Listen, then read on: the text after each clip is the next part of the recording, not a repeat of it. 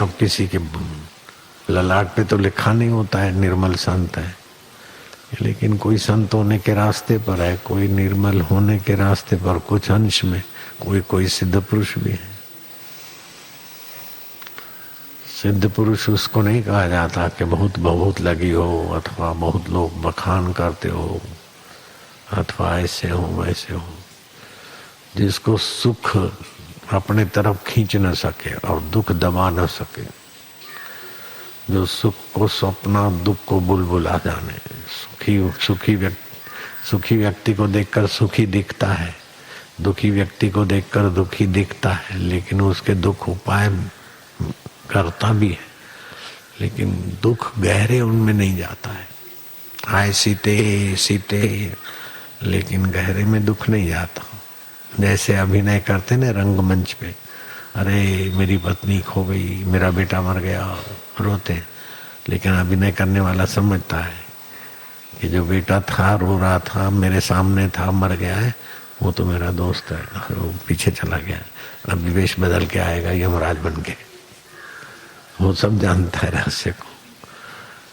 अभिनय करने वाला ऐसा अभिनय करता है कि सामने वाले के आंखों में आंसू आ जाए, लेकिन वो अभिनय पूरा करता है, लेकिन अंदर से समझता भी पूरा है कि मैं हरिश्चंद्र राजा का अभिनय कर रहा हूँ, जल्लाद का अभिनय कर रहा हूँ, शमशान के मालिक का भी अभिनय बनाऊंगा। ऐसे ही जिसको व्यापक विभू में विश्रांति मिलती है, उसका सारा व्यवहार अभिनय हो जाता है। इसलिए बोलते हैं ये जीवन मुक्त है, जीते जीव मुक्त ब्रह्मज्ञानी। ब्रह्मज्ञानी की मत कौन बखाने, नानक ब्रह्मज्ञानी की गत ब्रह्मज्ञानी जाने। उस ब्रह्म परमात्मा का ज्ञान जिसने पा लिया, ये कठिन नहीं है, कठिन नहीं है, दूर नहीं है, दुर्लभ नहीं है, परे नहीं है, पराया नहीं है, और इसको पाने के बाद कुछ पाना बाकी भी नहीं रहता। ऐसा महान परमात्मा देव का ज्ञान पा लेना चाहिए। चलो पाप नाश हुए, हृदय पवित्र हुआ, लेकिन वो फिर मैला हो जाए, उसी के बीच अपना काम कर लो जब पवित्र हृदय हो। और थोड़ा 19-20 भी हो तो उसी की चर्चा पवित्र कर देगी, बाकी पूरा कर देगी। जरूरी थोड़ी है कि 100% मार्क आए तभी पास होगा, 60 वाला भी पास हो जाता है, 50 वाला भी सेकंड क्लास में, थर्ड क्लास में निकल जाएगा।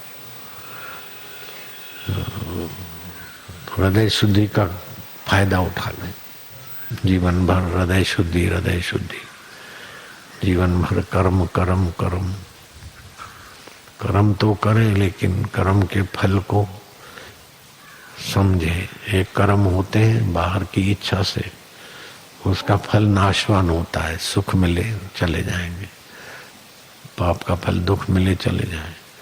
दूसरा कर्म है कि हृदय को शुद्ध करके हृदय ईश्वर को पाले, ईश्वर अर्पण कर्म, ईश्वर अर्पण कर्म करके ईश्वर को पाले। अब ईश्वर मिला तो फिर जाओ, न पुण्य बांधेगा न पाप बांधेगा, न दुख बांधेगा न सुख बांधेगा, न जन्म होगा न मृत्यु होगी। जन्म मृत्यु है तब तक दुख रहेगा। जन्म दुखम जरा दुखम जाए दुखम पुनः पुनः अंत काले महादुखम। मृत्यु के समय महादुख होता है। जिस शरीर में रहे वो छोड़ना तो पड़ता है, फिर रिश्ते नाते सब छूट जाए लाचार होकर।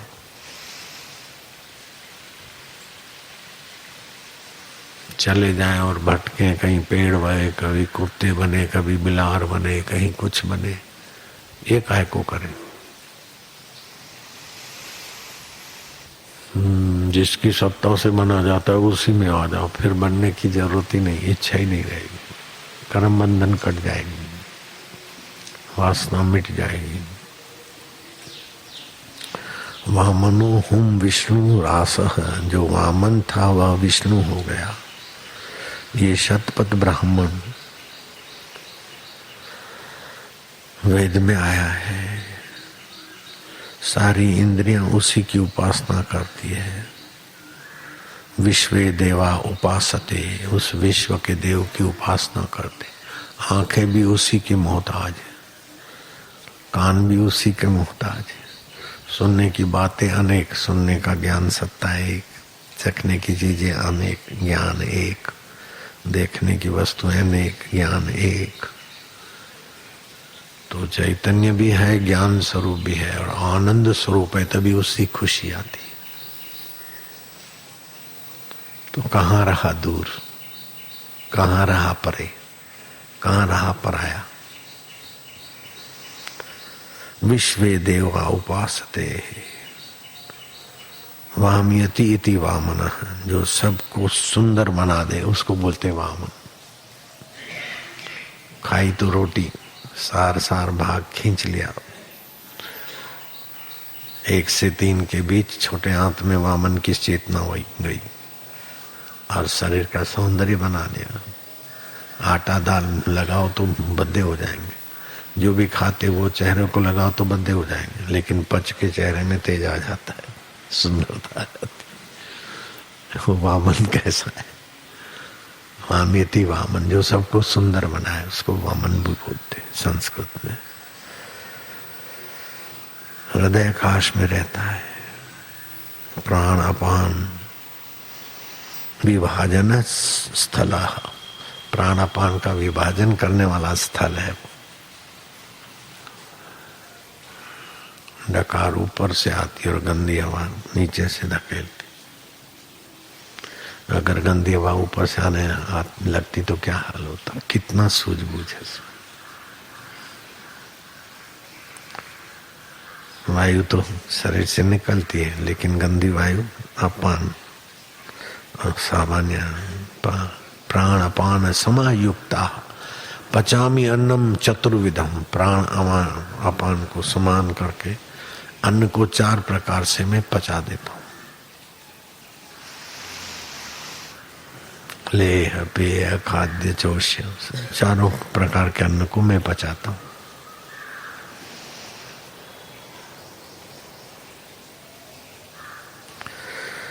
वामन विष्णु जीव शिव परिच्छिन्न व्यापक कार्य कारण। रुई कारण है और धागा कार्य है, लेकिन कपड़े को देखो तो कपड़ा कार्य है और धागा कारण है। ठीक है ना? धागा निकाल दो तो कपड़ा नहीं रहेगा। तो कार्य को पकड़ो तो कारण समझ में आ जाएगा, कारण को पकड़ो तो कार्य का पोल खुल जाएगा। कारण को पकड़ा तो कार्य उसकी सत्ता के बिना नहीं है। धागा को समझ गए तो कपड़ा उसकी सत्ता के बिना नहीं है। तो इस शरीर कार्य है और उसका मूल कारण वामन विभु। और शरीर को पकड़ते पकड़ते गए तो भी वही दिखेगा। आँख किससे देखती है, कान किससे सुनते, मन किससे सोचता है, तो भी कारण में पहुंच जाएगा। और कारण को पकड़ा तो कार्य का पता चल जाएगा। तो कार्य है खेल लीला और कारण है सार। कारण है आत्मा, जहाँ से मैं फुरता है, लेकिन फिर गंदगी भर देते। मैं सेठ हूँ, मैं दुखी हूँ, मैं सुखी हूँ, गंदगी भर दी। सुखी दुखी मन होता है। लोभ की अधिकता से वो प्रेम धन में होता है तो लोभी बनता है, शरीर में होता है तो अहंकारी बनता है, परिवार में होता है तो मोही बनता है, चिंता में होता है तो चिंतित होता है, रिश्ते नाते दोस्त में होता है तो मित्र शत्रु बनता है, दोस्त। लेकिन वो प्रेम मूल में जाए तो परमात्मा ही है। कितना सरल ज्ञान, कितना ऊंचा ज्ञान है। ये पहली बार सुन रहे हो तुम लोग। कुछ लोग मंदिरों में, कुछ लोग तीर्थों में, कुछ लोग समाज को बदलने में, कुछ सुधारने में। अरे भाई मूल में आओ ना, बाद में सब करना। बेटे के विवाह शादी के चक्कर में पड़े, कोई बहू लाने के चक्कर में, तो कोई बेटा लाने के चक्कर में, कोई दुश्मन को ठीक करने में चक्कर में, कोई समाज को सुधारने के चक्कर में, वे चक्कर खाते ही रह जाते हैं। पहला काम यही है, उस वामन विभु को पाओ जिससे सब होता है, जो सब में बैठा है, जो सभी रूप में है।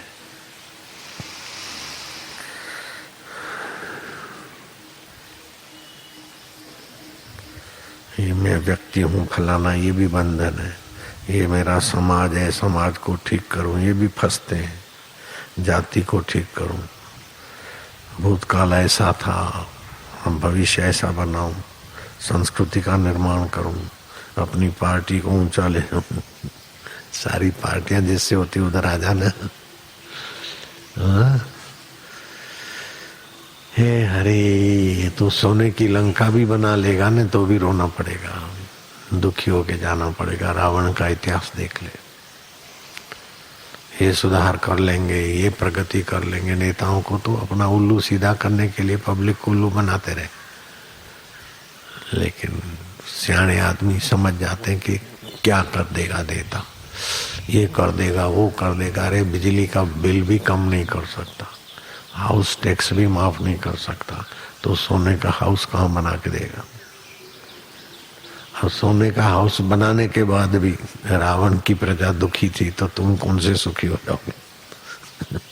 ऐसा प्राइम मिनिस्टर आ जाए कि सबको सोने का घर दे देवे, हालांकि संभव ही नहीं है, फिर भी उस व्यापक विभु को जाने बिना दुख का अंत नहीं होता। और उसको जान लिया तो मौज हो गई। शबरी भी सोने की लंका नहीं थी। मतंग गुरु के चरणों में सत्संग सुने, राम जी उसके जूठे बेर खा रहे, और सोने की लंका वाले को तीरों का निशाना बनाकर भेज दिया। इतनी समझ हो तो बस सत्संग में आदमी सब छोड़कर लग जावे। तो व्यक्तित्व का बंधन, समाज का बंधन, ये बनने का बंधन, ये मिटाने का बंधन, ये सारे बंधन तुम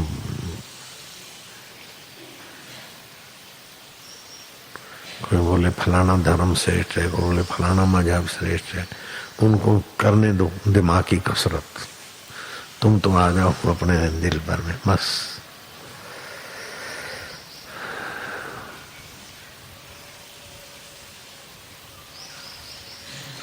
तो वो क्या है? संवित मात्र है, पंचदशीय ग्रंथ है, उसमें आरंभ में उसका वर्णन किया है कि वो परमात्मा क्या है, संवित मात्र, जहाँ से फुरना होता है, विचार उठते, फिर जैसा गुण जैसा रंग उठ उठ के बदल जाते, फिर भी जो कहते हैं वो संवित में आत्मा है।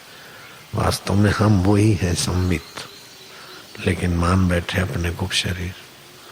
संवित का संबंध टूटे तो शरीर को जलाने ले जाएंगे, दफना ले जाएंगे, और संवित फिर दूसरे शरीर में आएगा या स्वर्ग में जाएगा।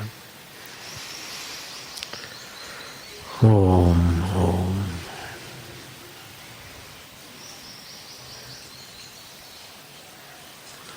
समय की धारा में तो सब बड़े बड़े पीर पैगंबर भी आके चले जाते, फिर भी सदा रहता है वही संवित चैतन्य। मूसा के समय ईसा नहीं थे, ईसा के समय मोहम्मद कहाँ थे, बुद्ध के समय ईसा मूसा दोनों नहीं थे, और महावीर के समय बुद्ध नहीं थे, लेकिन वो संवित चलाने वाला तो सदा था, सभी में था।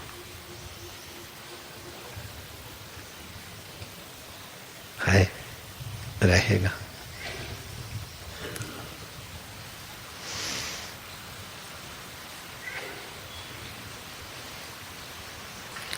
जब सतयुग की आदि थी तो उपदेशक भगवान ब्रह्मा जी थे, आचार्य।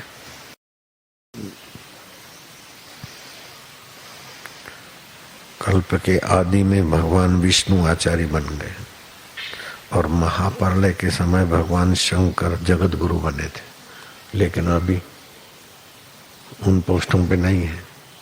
लेकिन ये पोस्ट वाला तो सभी में अभी भी है।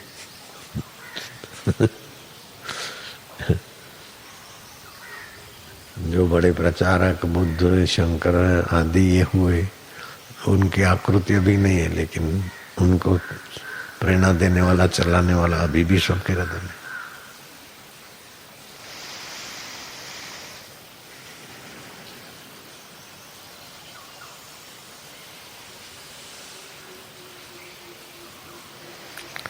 ऋषिकेश में चंद्रभागा नदी बहती, चंद्रभागा गंगा में मिलती। चंद्रभागा के तट पर एक महात्मा की कुटिया थी। अखंडानंद मिलने गए, प्रणाम किया, श्रद्धा से बैठे। बोले महाराज मैं जीवात्मा हूँ। अरे बोले जीवात्मा हूँ ये सुन के मानता है, जीवात्मा हूँ ये भाव जहाँ से आते उसके मूल में देखो कौन है। मैं बनिया हूँ, मैं फलाना हूँ, मैं साधु हूँ। अरे सब विष्णु स्वरूप हो, संवित हो, आनंद रूप हो, ज्ञान स्वरूप हो, चैतन्य रूप हो।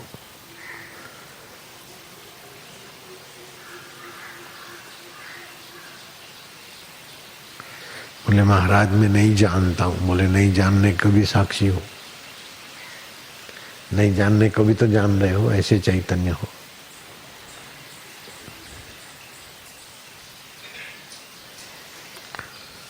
अंतःकरण की शुद्धि हो जाती है, कर्मों की शुद्धि, भावों की शुद्धि, ज्ञान की परम शुद्धि। ऐसा ज्ञान है। ओम ओम प्रभु जी ओम, प्यारे जी ओम, अंतरात्मा ओम, ये आधारशिला है। जप करते करते रात को सो जाएं तो फिर नींद में भी जप होने लगता। रात के 2 बजे थे, चारों तरफ सन्नाटा था और ध्वनि सुनाई पड़ी। देखा ध्वनि कहाँ से आ रही, धीरे धीरे देखा कि महाराज के शरीर से गुंजन हो रहा है और महाराज गहरी नींद में, उनके श्वास नहीं चल रहा। आधारशिला जैसा चिंतन करके जाओ तो फिर वैसे ही चला देती। तो सोते समय कभी चिंता लेके नहीं सोना चाहिए, कभी बीमारी का भाव लेके नहीं सोना चाहिए। ओम आनंद, ओम शांति, ओम प्रभु जी, ओम प्यारे जी, ओम। आज से ही शुरू करो, ऐसा बड़ा भारी लाभ होगा कि सारे जन्मों की कमाई एक तरफ और ये 10 हफ्ते की कमाई तुमको आगे ले जाएगी। सारे जन्मों की कमाई से आगे खाली 10 हफ्ता। 70 दिन हुए और क्या हुआ? फायदा हो तो बढ़ा देना, नहीं हो तो 70 दिन जितना टाइम लगाया उतना मेरे को घर पे बुला लेना, मैं आपके बर्तन मांजूंगा, घर का काम करूंगा, दुकान का काम करूंगा, जहां भी बैठा होगे वहां सफल होके दिखाऊंगा। ईमानदारी से करोगे तो मुझे आना नहीं पड़ेगा, और झूठ मूठ लिखोगे तो भी नहीं आऊंगा। हम शर्त ऐसी रखते हैं, फंसे नहीं। ईमानदारी से करोगे तो फायदा होगा, और बेईमानी से लिखोगे तो मैं आऊंगा ही नहीं। ईमानदारी से करोगे तो फायदा होगा कि नहीं होगा? और बोले हमने किया कोई फायदा नहीं हुआ तो हम समझेंगे कि आप तो ऐसे ही मेरे को बबलू बनाने को लिखा है। हरि नारायण हरि ओम।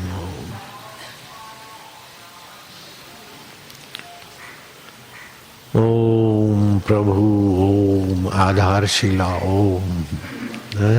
वामन विभु, वामन जो सुंदर बना दे, वामन जो छोटा दिखे और पूर्ण हो, बड़ा भी हो छोटा भी दिख सके, वो वामन और विभु भी, और सुंदर बना देता। खाद को कितना सुंदर बना देता है, लीची बन गया, आम बन गया। सूरज में ऐसा सामर्थ्य भरा है। 1 सेकंड में 50 लाख टन कार्बन खींच लेता है धरती से अपना खुराक, फिर धधकती आग देता है और खारे और गटरें जो समुद्र में चली जाती उसमें से गंगा जल बना रहा है। कैसा है विभू? गंगा जल वहीं से आता है, समुद्र से नहीं आता। बर्फ भी पड़ती तो समुद्र से उठा के। अजब गजब का खेल है। और यहाँ खेल रहा है, यहाँ खून बनाता है, वहां तो जल में से गंगा जल बना देता है, लेकिन यहाँ तो रोटी में से बच्चा बना देता है, बापू बना देता है। रोटी में से तो बनाया, सेठ बना देता है। कैसा विभू है। हे हरि हरि इसलिए तेरा नाम है, तू हर जगह है, हर दिल में है, हर हमेशा, इसलिए तेरा नाम हरि भी है। और तेरा ही नाम राम है कि रोम रोम में रम रहा है, तेरा नाम राम है। शिव भी तेरा नाम है, तू कल्याण करता है, और कल्याण तो सोचता ही नहीं, इसीलिए तेरा नाम शिव भी है। अच्युत नाम है, तू अपनी महिमा और सत्ता से कभी च्युत नहीं होता। मिनिस्टर, प्राइम मिनिस्टर, राष्ट्रपति सब कुर्सी से च्युत हो जाते हैं। इंद्र भी च्युत हो जाता है इंद्र पद से, लेकिन हे हृदयेश्वर तू च्युत नहीं होता, तू अच्युत है। और तेरा ही नाम केशव है। क माना ब्रह्मा में भी तू ही, केशव माना शिव में भी तू, व माना विष्णु में भी तू। ब्रह्मा विष्णु महेश तुझी से दीप्यमान हो रहे। हे अच्युत, हे केशव, हे हरि। आज का सत्संग पकड़ लो ना, बस हो गए सारे तीर्थ, सारी तपस्याओं का फल आ जाएगा। स्नातम तेन सर्व तीर्थम, उसने सारे तीर्थों में स्नान कर लिया। दातम तेन सर्व दानम, उसने सब कुछ दान दे डाला। कृतम तेन सर्व यज्ञम, उसने सारे यज्ञ कर लिए। ये न मन ब्रह्म विचारे स्थिरम कृतवा, जिसने अपने मन को उस ब्रह्म परमात्मा के विचार में लगा दिया, उसने सारे तीर्थ कर लिए, सारे यज्ञ कर लिए, सारे पितरों का भला कर लिया। ये ऐसा ज्ञान है। एक क्षण के लिए भी ऊर्ध्वम प्राणम अन्यंती अपानम प्रज्ञन्ति अस्ति, जो हृदय देश से प्राण को ऊपर की ओर और उष्णता से अपान को नीचे की ओर फेंकता है, हृदय के मध्य बैठे हुए उस वामन की सभी देवता उपासना करते हैं।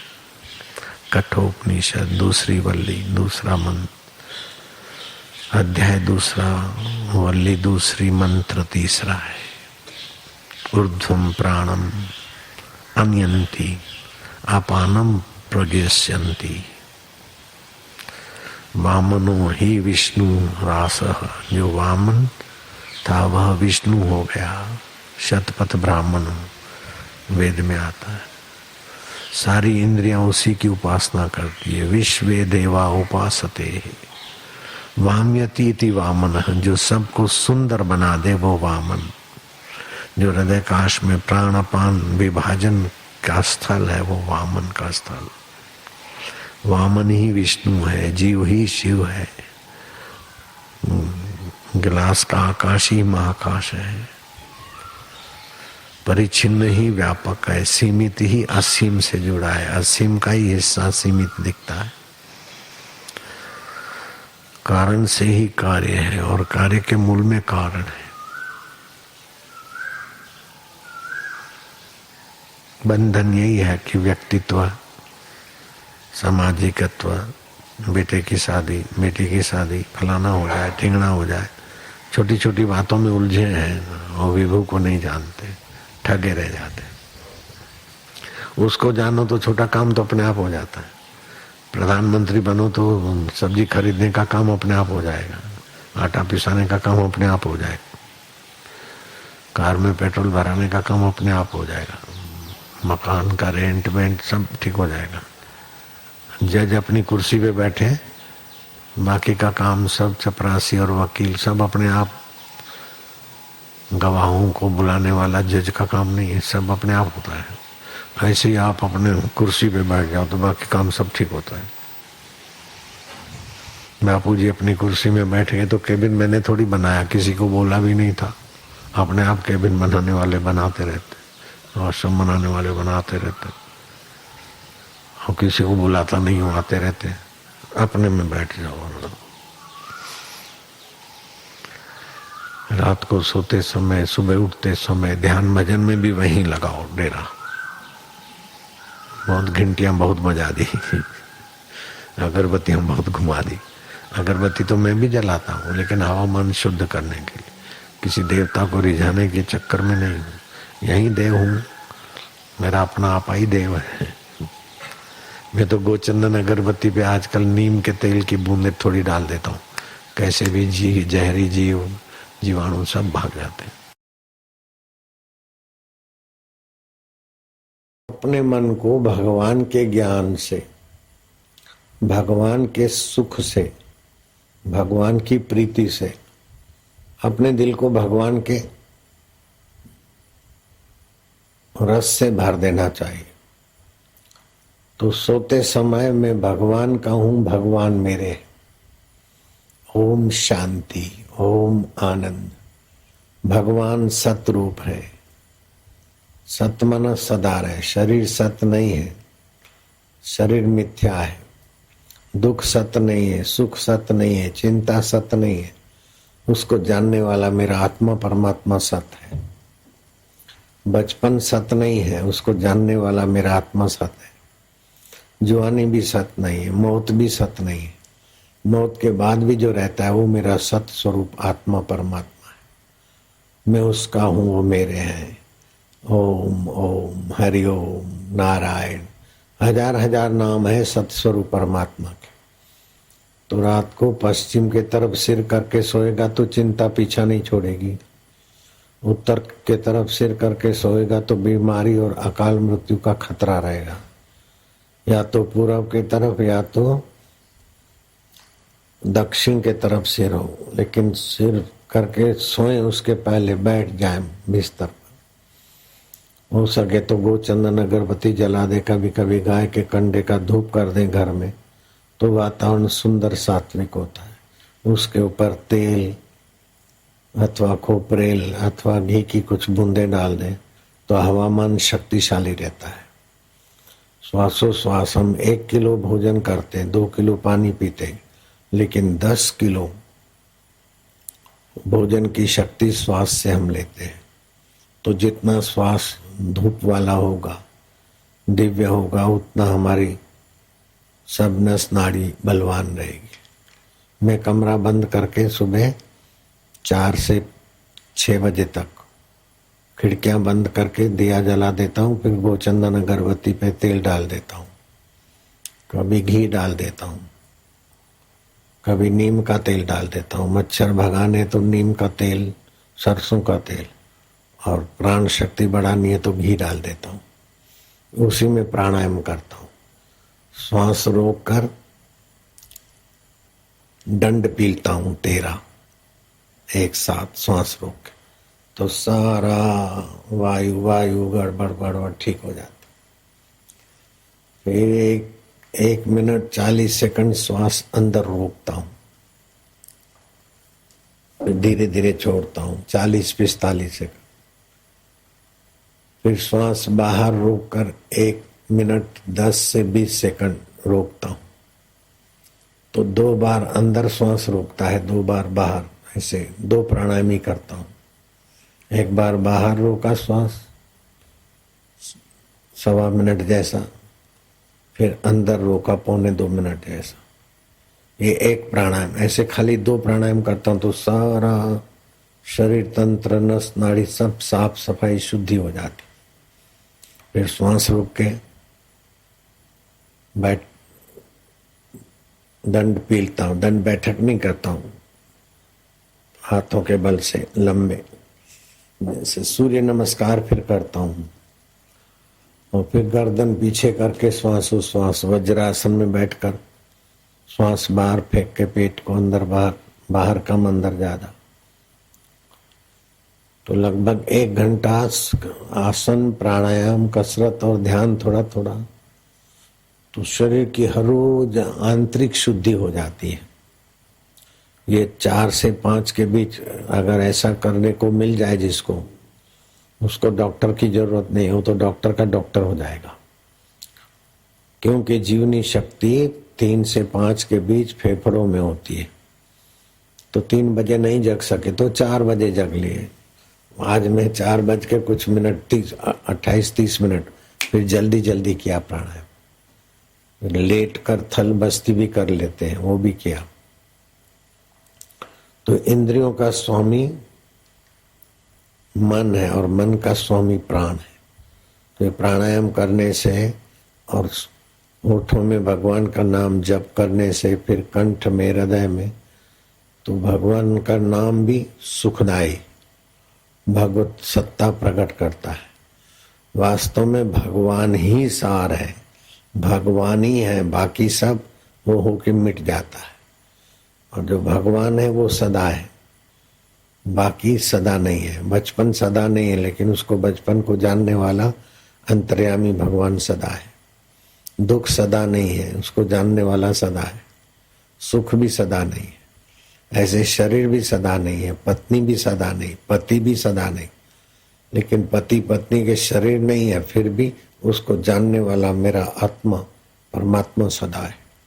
तो मैं परमात्मा का हूँ, परमात्मा मेरे हैं। ओम ओम आनंद, ओम शांति, ओम प्रभु जी। खूब ऐसा प्रीति से जपोगे तो भगवान का जो सत्य स्वभाव है वो सदा की खबर देता है। चैतन्य स्वभाव है वो ज्ञान की खबर देता है। और भगवान का आनंद स्वभाव है वो सुख की खबर देता है। तो भगवान का समझदारी से तो सत्य स्वभाव समझ जाओगे, चेतन स्वभाव भी समझ जाओगे, लेकिन आनंद स्वभाव तो ओम आनंद, ओम आनंद, आनंद, तो अंदर से आनंद आएगा। तो भगवान के आनंद स्वभाव का, तो भगवान का दर्शन तुम नहीं कर सकते। हाँ, भगवान के फोटो का दर्शन कर सकते, लेकिन वास्तविक में जो भगवान है उसका तुम दर्शन नहीं कर सकते। भगवान से ही भगवान का दर्शन होता है।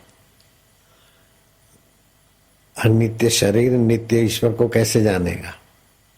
अनित्य मन नित्य भगवान को कैसे जानेगा? तो नित्य भगवान अपने नित्य स्वभाव से ही अपने को जानते, तो खाली उनका स्मरण करना होता है। फिर ये जीव भाव के संस्कार, दुख के संस्कार हटते जाएंगे। तो रामायण में आता है, सो जाने जासु देहु जनाई, जानत तुम ही हो जाए। प्रभु तुमको वही जान सकता है जिसको आप अपने आप जताते हो। मन से तो जाना नहीं जाएगा। उपनिषद कहती है, यतो वाचो निवर्तन्ते, जहाँ वाणी नहीं पहुंचती। अप्राप्य सा मनसा सह, मन बुद्धि से प्राप्त नहीं होता। आनंदो इति ब्राह्मण है, फिर भी उसका आनंद स्वभाव से न विभेति कदाचन। भगवान का आनंद स्वभाव से भगवान का आनंद अनुभव, आनंद स्वरूप ही आनंद का अनुभव करता है। भगवान का आनंद स्वभाव जगता है ना, तो फिर आनंद स्वभाव से ही आनंद दिखता है। कभी चुपचाप बैठे एकाएक आनंद आता है, और तुम कोशिश करो तो सुख मिलेगा, और ऐसे ही आया तो आनंद। सुख से दुख दबता है, लेकिन आनंद से दुख सदा के लिए निष्प्रभाव हो जाता है।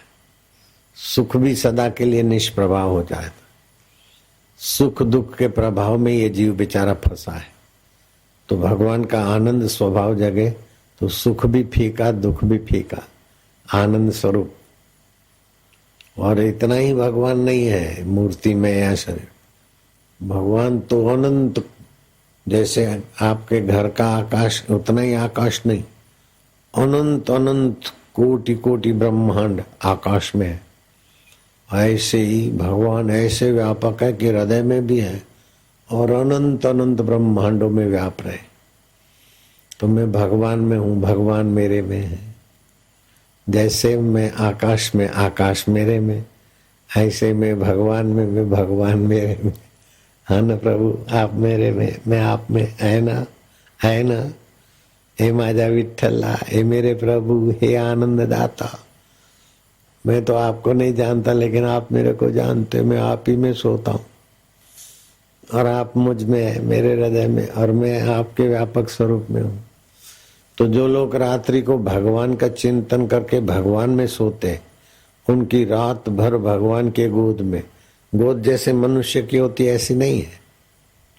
जैसे तरंग समुद्र में से उठा और फिर समुद्र में शांत हुआ तो समुद्र के गोद में उठा तो थोड़ा बाहर, ऐसे भगवान में शांत हुए तो भगवान की गोद। ऐसा नहीं समझना कि भगवान पलथी मार के बैठे, हम उनके गोद में अपना सिर रख के सोएंगे। नहीं, बस शांत होना ही उनके गोद में आना है। शांत और आनंदित होना भगवान के गोद में, और अशांत और दुखी होना विकारों के चक्कर में। ओम शांति, ओम आनंद, ओम माधुर्य, ओम प्रभु जी। तो फिर अंदर से आवाज आएगा कि आखिर आ गए ने मेरे पास, मेरे से बिछड़े थे, आ गए ना। मैं नित्य तुम्हारे साथ हूँ, तुम्हारा सहयोग करता रहूंगा, तुम केवल मुझे बुलाया करो, मेरा सुमरण किया करो। तो गुरु की वाणी, भगवान की वाणी ऐसी होती है। तुम अपने को विकारों के हवाले मत करो, कपट के हवाले मत करो, काम के हवाले, क्रोध के हवाले, लोभ के हवाले, मोह के हवाले करोगे तो ये तुमको पिस डालेंगे। लेकिन मेरे स्वभाव के हवाले करो। मैं सतरूप हूँ तो तुम भी सतरूप हो, भगवान की वाणी। मैं चेतन हूँ तो तुम भी चेतन हो, क्योंकि तुम मेरे वंशज हो। मैं आनंद स्वरूप हूँ तो तुम भी आनंद स्वरूप हो। मैं नित्य हूँ तो तुम भी नित्य हो। गीता में वचन सुन लो मेरा, ममैवांशो जीवलोके जीवभूत सनातन। ये जीवात्मा सनातन है तो तुम सनातन हो, अमर हो, मरने वाले नहीं हो। शरीर सदा नहीं रहता, लेकिन तुम महाप्रलय में भी रहते हो। तुम ऐसे हो। अपने आनंद स्वभाव को याद करो। मैं आनंद स्वरूप हूँ, मैं शांत स्वरूप हूँ, मैं चैतन्य हूँ, मैं प्रभु का हूँ, प्रभु मेरे हैं। ओम आनंद, ओम प्रभु जी। तो ये ध्यान की गहरी स्मृति में आपका चिंतन भगवान के साथ एक कर देगा। भगवान किसको बोलते हैं? जिसकी सत्ता से भरण पोषण होता है वो भगवान का भ। जिसकी सत्ता से वाणी स्फुरित होती है वो भगवान का व, भ, ग। जिससे गमनागमन होता है वो ग। जिससे वाणी चलती हो वह। और ये सब हो के मिट जाते, फिर भी जो नहीं मिटता वो भगवान। भगवान अर्थात भरण पोषण हो, गमनागमन हो, वाणी स्फुरित हो, और सब न होने पर भी जो सदा रहता है, न होने को भी जो जानता है, वही आत्मा भगवान है। और बाहर का भगवान तो उसी के ध्यान से वो बाहर वाला भगवान, जैसे गुरु भगवान, कृष्ण भगवान, शिव भगवान, बुद्ध भगवान, जिसको जो लोग उसको जानते हो भगवत रूप हो जाते। तो भगवान तो सब में है, सर्वत्र है, सब जरे जरे में भगवान ही भगवान है।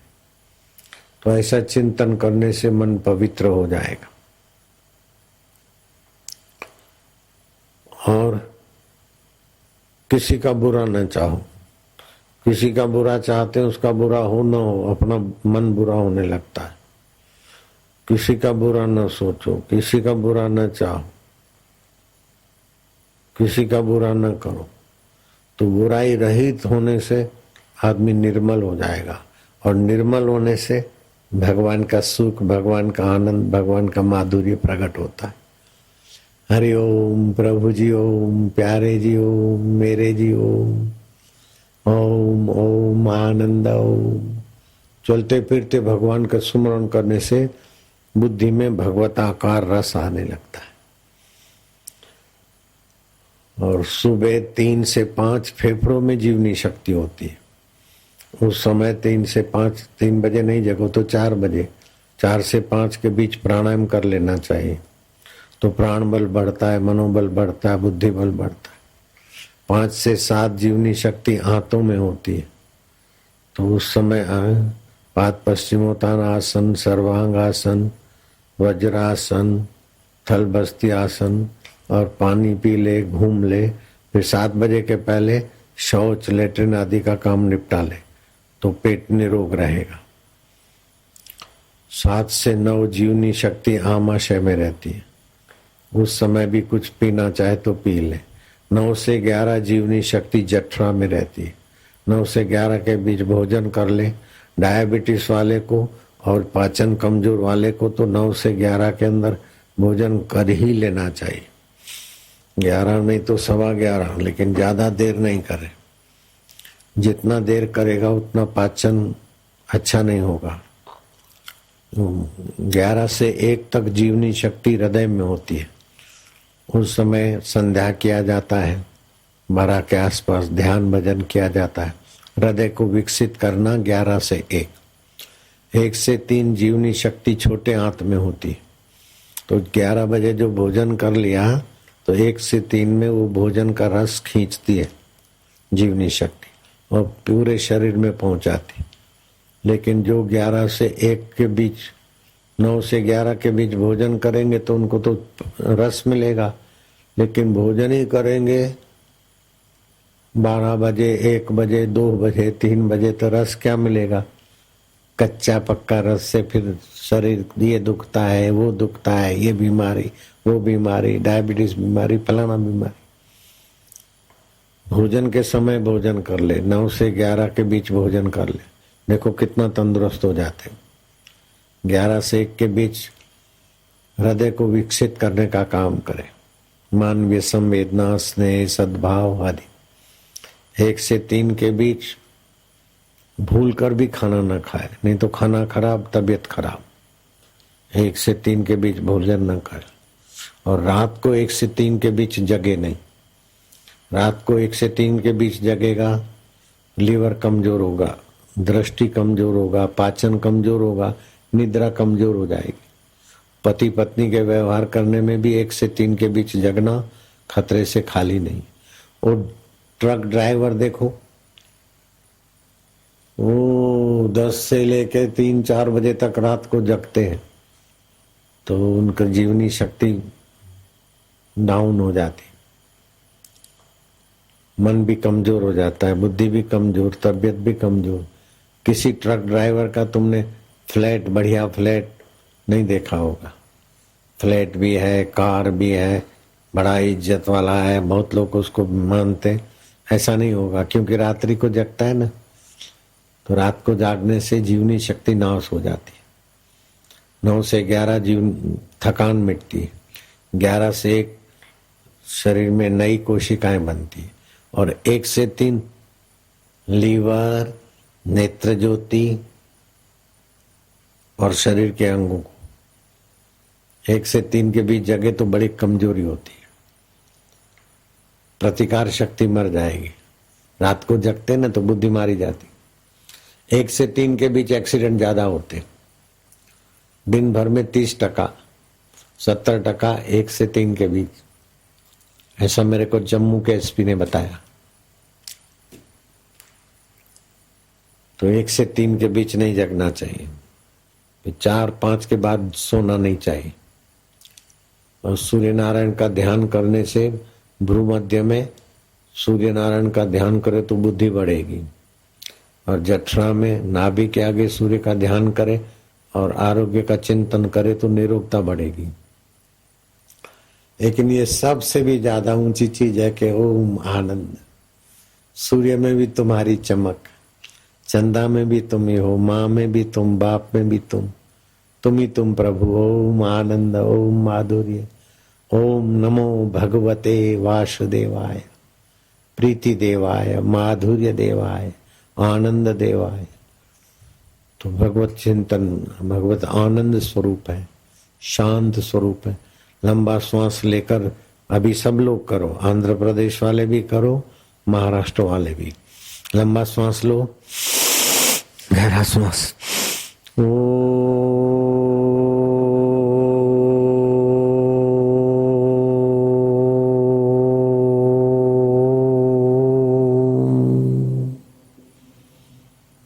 हरि ओम ओम ओम ओम ओम ओम ओम ओम। ये ओमकार मंत्र अंतर्यामी प्रभु का नाम है। इस मंत्र की शक्तियां खोजी थी भगवान नारायण ने। इस मंत्र के देवता अंतर्यामी प्रभु है। ये 7 बार जपते तो हम अनंत ब्रह्मांड नायक ईश्वर की चेतना के साथ जुड़ जाते। 10-15 मिनट रोज जपने वाला थोड़े दिनों में दुखों से पार होने की कला सीख लेता है। ओम ओम ओम होठों में जप करे।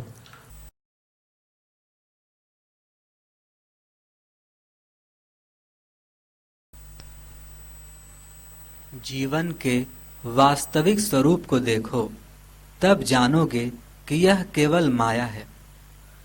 न तो कुछ अच्छा है और न बुरा, बल्कि माया है, बन बन के बिगड़ने वाला है। अच्छा भी नहीं ठोस और बुरा भी नहीं ठोस। ठोस तो चैतन्य परमात्मा है, बाकी सब माया है। कंप्यूटर में, इंजीनियरिंग में दिमाग खाली हो जाता है, खोखला मेंटलिटी। हम लोग इस शव को पुष्पों से ढक देते हैं, पर वस्तुतः यह शव ही रहता है। अतः इस शव को चमड़े से ढको, कपड़ों से ढको, लेकिन शव तो शव है, हाड़मास तो हाड़मास है। धार्मिक जिज्ञासु को चाहिए कि वह उन पदार्थों का जिन्हें संसार बड़ा कहता है अत्यंत गंभीरता के साथ विश्लेषण करे। जिनको संसारी लोग बोलते हैं बहुत अच्छा चीज है, बढ़िया है, बड़ी सुंदरी है, बड़ा सुंदर है, गंभीरता से विचार करके देखे तो गंदगी गंदगी भरी है। चमड़ा, मल, मूत्र, कपट, वासना, बेवकूफी, अज्ञानता, जिसको सुंदरा सुंदरी बोलते, अच्छा बोलते, बढ़िया बोलते, वो सब ऐसे ही है बेवकूफी से। बढ़िया मकान है, बढ़िया है, ऐसा ढींगला बढ़िया है, लेकिन खोला तो अंदर पूरम पूर। ऐसे ही सब ढींगला ढींगली है संसार। परमात्मा से बढ़कर कोई बढ़िया नहीं। परमात्मा अपना आत्मा है, उसी से सब बढ़िया दिखता है, लगता है। लेकिन अपने तरफ से अपने बढ़ियापन डाले तब बढ़िया लगता है।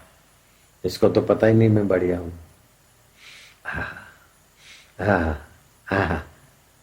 तो हमारा आत्मदेव जिसको महत्व देता है वो महत्वपूर्ण हो जाता है।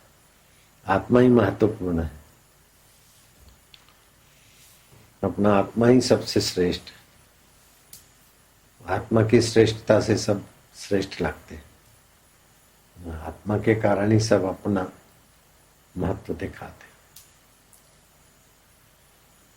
ओम। हाँ जी।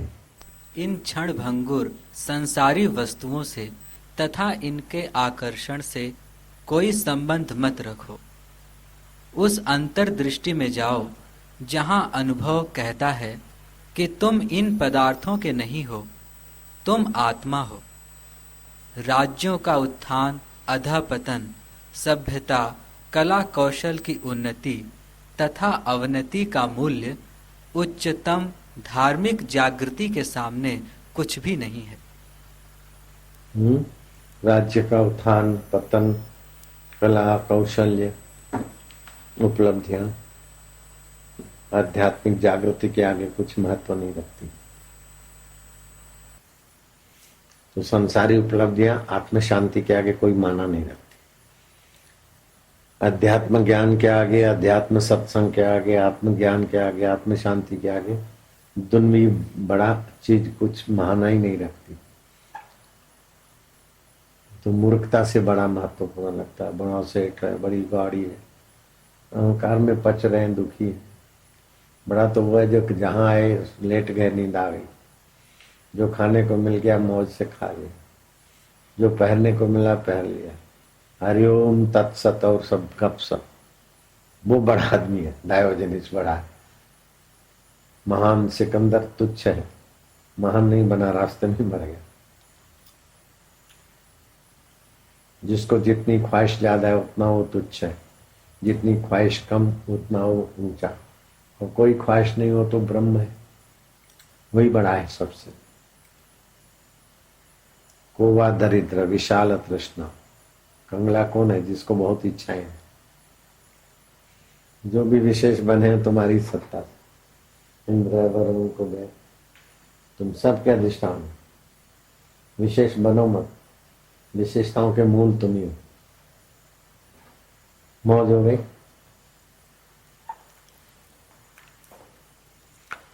सुखी होने के लिए प्रयत्न मत करो, साले सभी को सुख देने के मूल तुम ही हो। अपने सुख स्वरूप में जगो बस। बाहर सुख लेने गए तो दुखी हो जाते बेचारे, बहुत बुरा हाल होता है। ऊंचे पद को पाकर फिर पतन होता है ना, तो बहुत पीड़ा होती नहीं होती।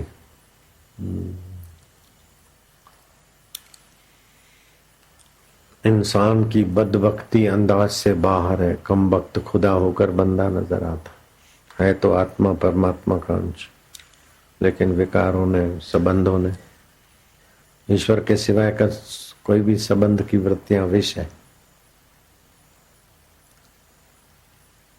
जीव को फंसाती। संसार फंसाने वाला है, उलझाने वाला है। ये मेरी बेटी है, अभी तो फक्कड़ है, फिर एक बूंद आ गई तो मेरी बेटी है, मेरा बेटा है, उसके तरफ वो नजर डालता है, मेरा दी जलता है तो एक पानी की बूंद है। मनन किसको बोलते और तर्क वितर्क किसको बोलते? जो भी कुछ हुआ उसमें भगवान का हाथ देखना, भगवान की सत्ता देखना, भगवान की कृपा देखना, ये भगवत मनन है। और वेदांत के अनुकूल विचार करना, ये भगवत ज्ञान मनन है। और प्रतिकूल तर्क वितर्क, भगवान ने ऐसा क्यों किया, ये ऐसा क्यों है, ये कैसा क्यों है, तो तर्क वितर्क से मन बुद्धि गड़बड़ घोटाला हो जाती, और अनुकूल मनन से मन बुद्धि पावन हो जाती। दो सूत्र हमेशा सुखी रखते, दो बातें आ जाए तो हमेशा सुखी। जो आ गया आने दो, जो चला गया जाने दो। ये नहीं आवे, ये नहीं जावे, ये बना रहे, ये हट जावे, झंझट में नहीं वाह, जो हो रहा है बीत रहा है। आए आने दीजिए, जाए जाने दीजिए, और मन पवित्र रखिए। और जो सुख दुख आए आके जाएगा, वाह वाह, सदा रहने वाला नित्य है प्रभु। वो आदमी सुखी रहेगा और परमात्मा को भी पालेगा। अच्छा, सत्पुरुषों का जीवन कैसा होता है? संतों का जीवन का रहस्य क्या होता है? उनकी रहनी प्यारी प्यारी होती है, उनका रहन सहन बड़ा अच्छा प्यारा, रहनी प्यारी, उनकी आजीविका प्यारी होती है। कूड़ कपट करके, झूठ बेईमानी करके आजीविका नहीं ले पाते। आजीविका उनकी पवित्र और प्यारी होती है। रहनी प्यारी, कहनी प्यारी, जीविका प्यारी, और सबके प्रति भाव प्यारा, हित का, और सरलता और विनय की मधुरता से छके रहते हैं। अहंकारियों को भी उनका दर्शन, पर्सन, व्यवहार अहंकार के बोझ से विनिर्मुक्त करने में मदद दे देता है। जीवन कितने कैसे प्रकार का होता है? वास्तविक अच्छा जीवन विकारी जीवन नहीं, एक तो कल्पना का जीवन होता है। भगवान के विषय कल्पना करो, अपने विषय कल्पना करो, मैं सेवक हूं, मैं दास हूं, भगवान स्वामी है, ऐसे तो कल्पना बिना का जीवन हो गया योग, भगवत कल्पना का जीवन हो गया भक्ति।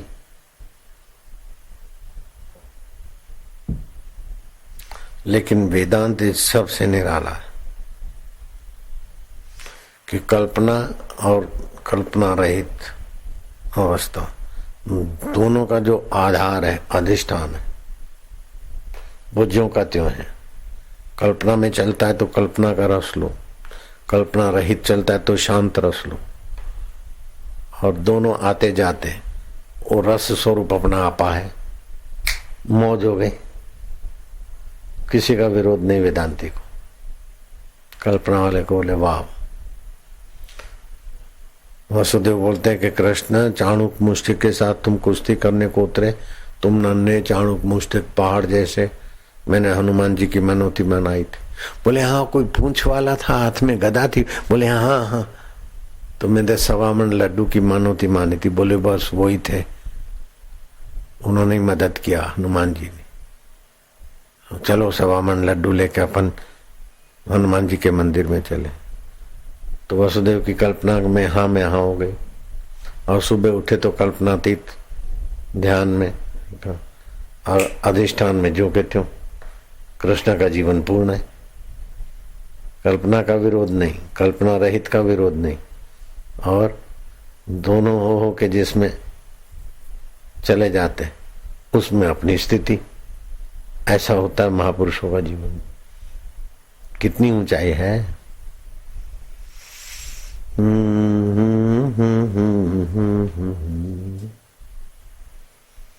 पलटू तीरथ को चला, पलटू संत हो गए। पलटू तीरथ को चला, बीच में मिल गए संत। पलटू तीरथ को चला, बीच में मिल गए संत। एक मुक्ति के खोजते मिल गई मुक्ति अनंत। एक मुक्ति को खोजते थे, अनंत मुक्तियां मिल गई। पलटू तीरथ को चला, बीच में मिल गए संत। एक मुक्ति को खोजते मुक्ति मिल गई अनंत। संतों का संग ऐसा प्यारा होता है। दुख से मुक्ति, बीमारी से मुक्ति, फलाने से मुक्ति के लिए गए थे, लेकिन अनंत मुक्तियां मिल गई। दुख, चिंता, जन्म, मरण, विकार, कर्ता, भोक्ता, अनंत मुक्तियां मिल गई।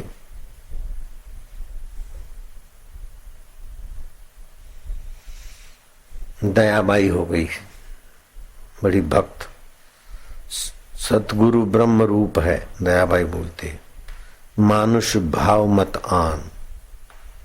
सतगुरु ब्रह्म स्वरूप है, मानुष भाव मत जान। देव भाव माने दया, ते हैं पशु समान। ये दयाबाई बोलती है।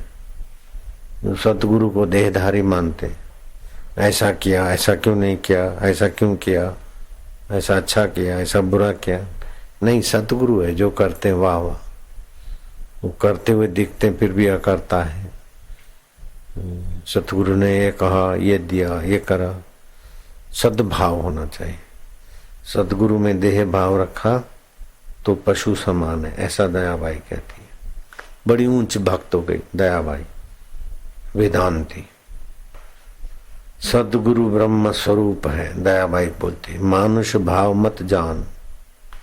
देव भाव माने दया, ते हैं पशु समान। जो उनको देह रूप जानता है वो मनुष्य पशु समान है।